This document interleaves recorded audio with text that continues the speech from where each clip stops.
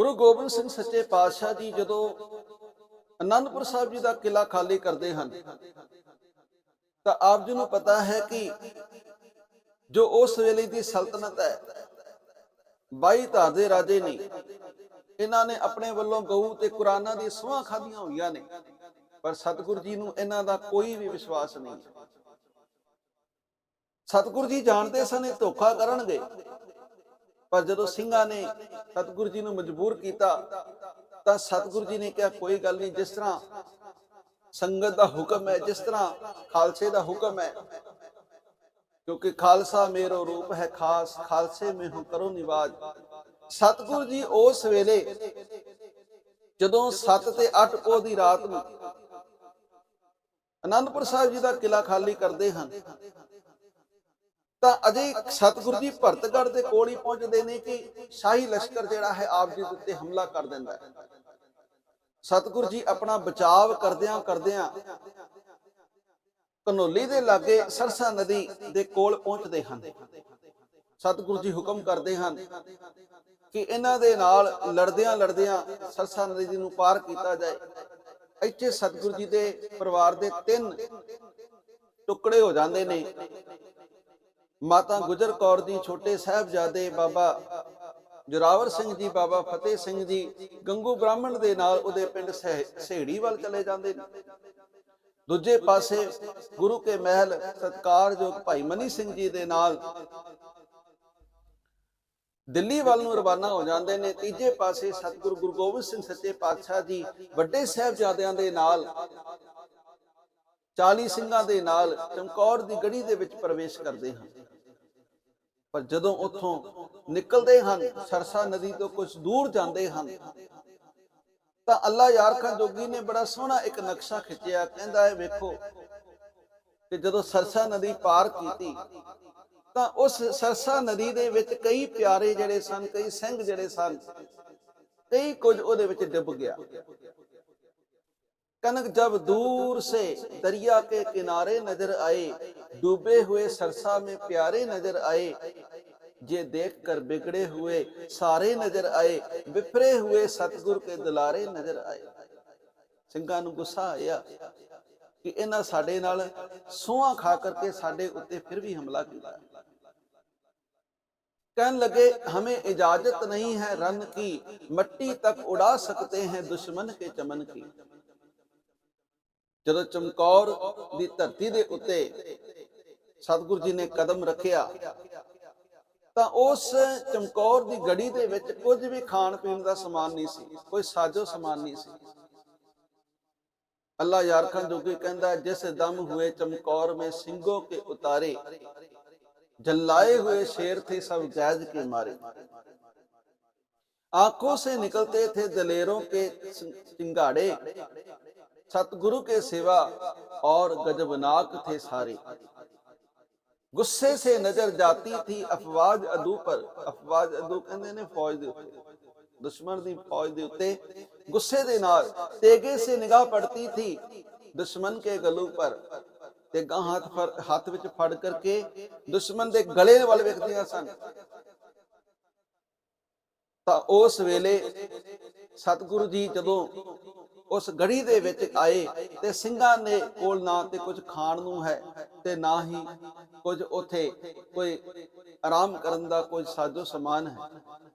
अल्लाह यार खां जोगी कहंदा है कि कुछ लेट के खाक पे जी पोछ बिछाकर, पहरा लगा देने कई तलवार उठाकर, गोविंद भी शाबाश हुए खेमे में जाकर, देखा तो वहां बैठे हैं गर्दन को झुकाकर। ਇਹਦਾ ਮਤਲਬ ਇਹ ਨਹੀਂ ਕਿ ਗੁਰੂ ਗੋਬਿੰਦ ਸਿੰਘ ਮਹਾਰਾਜ ਸੱਚੇ ਪਾਤਸ਼ਾਹ ਕੋਈ ਕਿਸੇ ਅਫਸੋਸ ਵਿੱਚ ਬੈਠੇ ਨੇ, ਬਲਕਿ ਉਸ ਪਰਮਾਤਮਾ ਦੀ ਰਜ਼ਾ ਦੇ ਵਿੱਚ ਬੈਠੇ ਨੇ। ਕਹਿੰਦੇ ਨੇ ਵਾਹਿਗੁਰੂ ਵਾਹਿਗੁਰੂ ਹੈ ਮੂੰਹ ਸੇ ਨਿਕਲਤਾ ਹੈ, ਤੂੰ ਹੀ ਤੂੰ ਮੂੰਹ ਸੇ ਨਿਕਲਤਾ।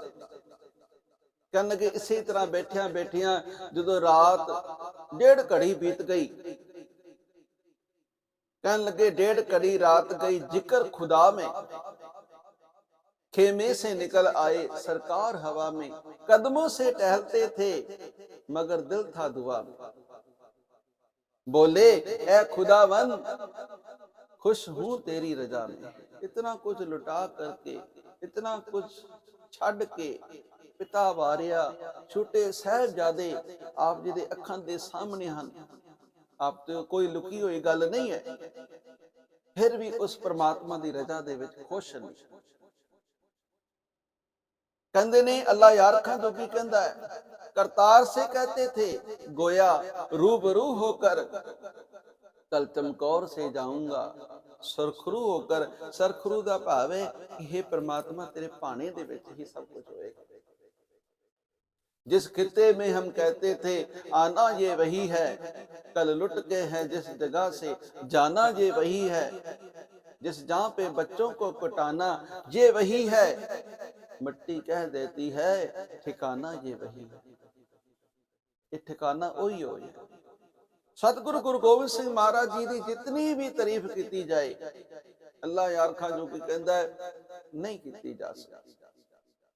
बेअंत तारीफां ने, बेअंत कारनामे हैं गुरु गोबिंद सिंह महाराज जी दे।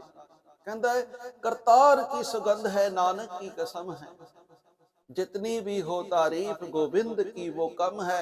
हर चंद मेरे हाथ में पुरजोर कलम है, मेरे को बड़ी शक्तिशाली कलम है, मैं जो मर्जी लिख सकता।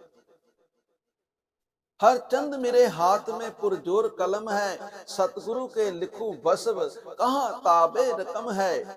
कहने लगा मेरी अवस्था ते वो है जिवें समुंदर दे विच लहरां भी होण, बुलबुले भी होण, मझधार भी होवे, किनारा भी होवे, वो किवें सारे समुंदर नूं वेख सकदा है। कहने लगे एक आंख से बुलबुला कुल बाहिर को देखे, मैं ते बुलबुले दी तरह।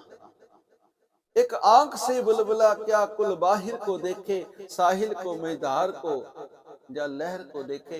मेरी की औकात है कि मैं गुरु गोबिंद सिंह महाराज के बारे लिख सका। उन्हां दी जितनी भी तारीफ की जाए घट है। ऐसे शहनशाह पातशाह जिन्हां ने 4 वार करके साडे वाल सारियां वाल एक गल कही कि 4 मुए तो क्या हुआ जीवत कई हजार।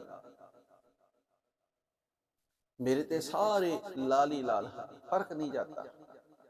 चमकौर दी गढ़ी दे विचों भी निकले ते आप जी ने साहिबजादे लाशां दे कोलों निकल गए। इतिहास दसदा है कि भाई दया सिंह ने कहा सी कि कमर कसे नूं खोल करके अद्धा अद्धा कमर कसे दा कपड़ा जिहड़ा है ਉਹ ਬਾਬਾ ਅਜੀਤ ਸਿੰਘ ਜੀ ਤੇ ਬਾਬਾ ਜੁਝਾਰ ਸਿੰਘ ਦੀ ਲਾਸ਼ ਦੇ ਉੱਤੇ ਪਾ ਦਿੱਤਾ ਜਾਏ, ਇਹਨਾਂ ਦੇ ਤਨ ਢੱਕ ਦਿੱਤੇ ਜਾਣ। ਗੁਰੂ ਗੋਬਿੰਦ ਸਿੰਘ ਸੱਚੇ ਪਾਤਸ਼ਾਹ ਵਾਰੀ ਜਾਈਏ ਸਤਿਗੁਰੂ ਜੀ ਤੁਹਾਡੇ ਤੋਂ, ਤੁਸੀਂ ਕਿਹਾ ਸੀ ਕਿ ਇਹ ਲਾਲ ਤੇ ਆ ਮੇਰੇ ਨਾਦੀ ਪੁੱਤਰ ਨੇ, ਆ ਮੇਰੇ ਬਿੰਦੀ ਪੁੱਤਰ ਨੇ, ਇਹਨਾਂ ਦੇ ਵਿੱਚ ਸਾਰੇ ਮੈਨੂੰ ਆਪਣਾ ਹੀ ਰੂਪ ਦਿਸਦੇ ਨੇ, ਇਹਨਾਂ ਦੇ ਵਿੱਚ ਕੋਈ ਫਰਕ नहीं है। ताई तो आख्या सी इन पुत्रन के शीस पर वार दी, 4 मुए तक क्या हुआ जीवत कई हजार।